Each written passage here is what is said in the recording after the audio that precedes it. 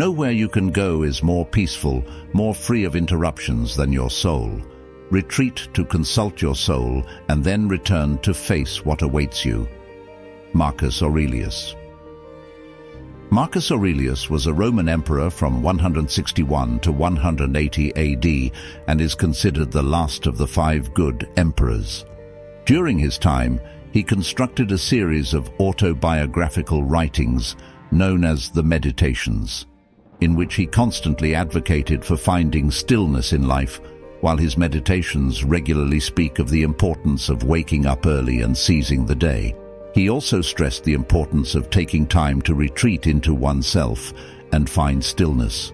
Marcus Aurelius followed these things in his evenings, and how we can follow or adapt that routine to our modern-day lives.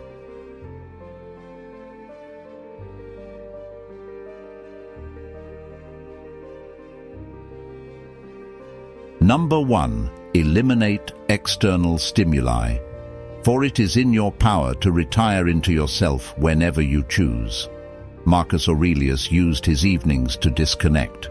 While he is particularly known for his philosophy advising us to live every day like it could be our last, he also believed in taking time to find retreat within his mind, to renew himself.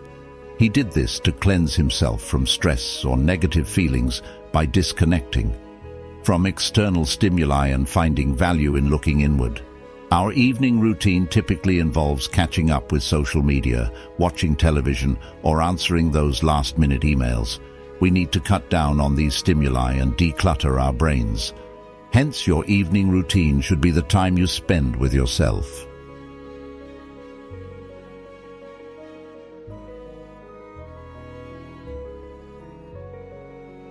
Number 2. Get some physical exercise. No man has the right to be an amateur in the matter of physical training. It is a shame for a man to grow old without seeing the beauty and strength of which his body is capable. Socrates. Even though Marcus Aurelius lived nearly 2,000 years ago, he understood the importance of physical exercise. He believed that a healthy mind cannot exist without a healthy body. Stoics believed that even a simple fitness routine can teach us virtuous life skills such as perseverance, self-improvement, discipline, overcoming challenges, and building self-confidence. They understood it was more important to exercise to achieve these skills of self-mastery rather than for the sake of external approval. Any form of exercise routine, whether you play a sport or go to the gym, is good for you, as it releases a flood of feel-good brain chemicals known as endorphins that reduce your stress levels and boost your mood. And if you work out in the evenings, it can even help you fall asleep faster, leaving you feeling refreshed and ready to take on the next day.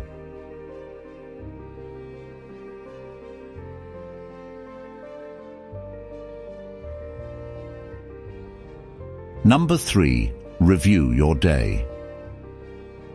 We need to regularly stop and take stock, to sit down and determine within ourselves which things are worth valuing and which things are not, which risks are worth the cost and which are not.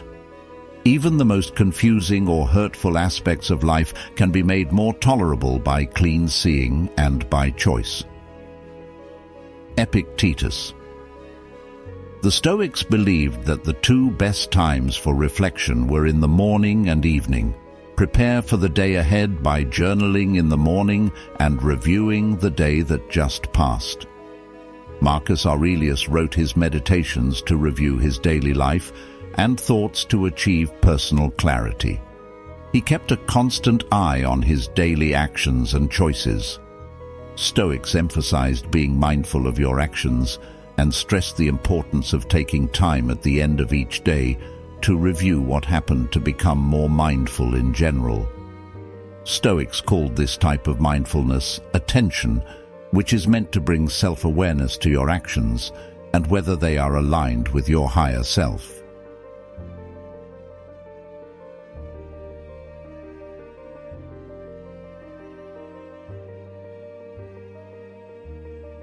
Number 4. Contemplate your personal sage. Mastery of reading and writing requires a master, still more so, life. Marcus Aurelius. A sage is someone who is considered to be wise or experienced in a certain field, and who is revered for their wisdom, judgment, and expertise. For many people, this is a role model. Stoics spent time reflecting on their sages and whether their actions were consistent with those of their sage. Marcus Aurelius considered the sage to be someone full of wisdom and knowledge. His sage was Zeno, the founder of Stoic philosophy, and he would often ask himself, what would Zeno do? Contemplation of the sage should essentially be a period in the evening where you reflect on your day or the person you are and ask yourself, what would your role model do? Your role model could be someone you know, or maybe just a concept of an ideal person. As part of your evening routine, take a few minutes to recall your role model and ask yourself, did you act as your role model would?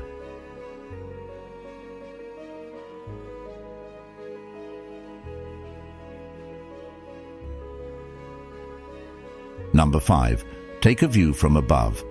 Think of substance in its entirety, of which you have the smallest of shares, and of time in its entirety, of which a brief and momentary span has been assigned to you, and of the works of destiny, and how very small is your part in them.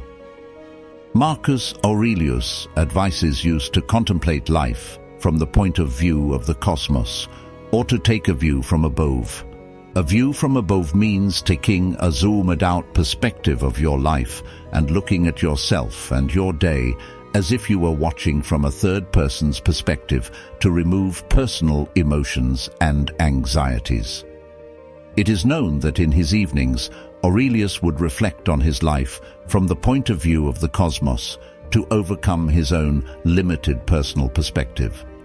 The Stoic exercise of taking a view from above can be used to lessen the burden of our problems as it shifts our perspective to a level high above ourselves.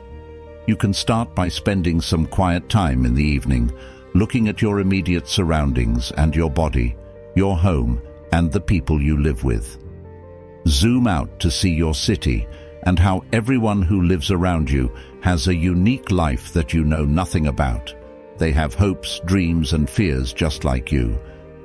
Then zoom out to view your country, then further broaden your perspective to the entire planet, considering all the people on Earth and all of our lives spread across countries, social classes, races, and cultures. Think about what hardships some of the worst-off people are going through.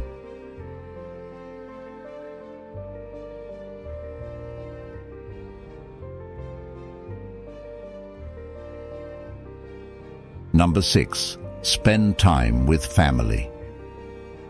The longest lived and those who will die soonest lose the same thing. The present is all that they can give up. Since that is all you have, and what you do not have, you cannot lose. For Marcus Aurelius, as the day came to a close, it was time to be around family. Marcus loved his children and his wife dearly. Even though he was important, famous, and extremely busy, he didn't ignore them. He would tuck his children into bed at night and kiss them. He would say quietly to himself, "Don't rush this. This might be the last time you do this.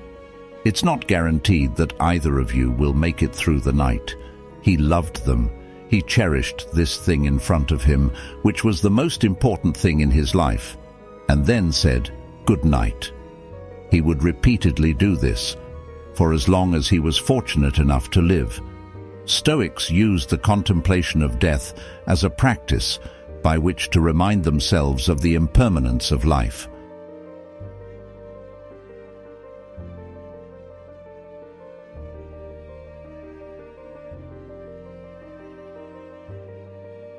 Number 7. Prepare for mornings. In your actions, don't procrastinate. Marcus Aurelius. A morning routine was essential to Aurelius. However, part of this morning routine started even before the morning, as he prepared for the next day the night before. Stoics often prepared for their day by setting aside time in the morning to rehearse their days. They did this by considering what they wanted to achieve that day, preparing for different possible outcomes, and reflecting on themselves. To start, you can prepare the night before to make waking up as easy as possible. This may mean laying out your clothes for the next day, packing your bag for work, or having a clear morning routine you stick to.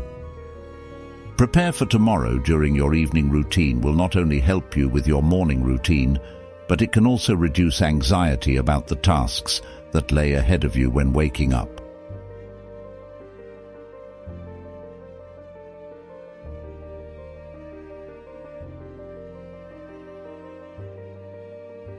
Thanks for watching.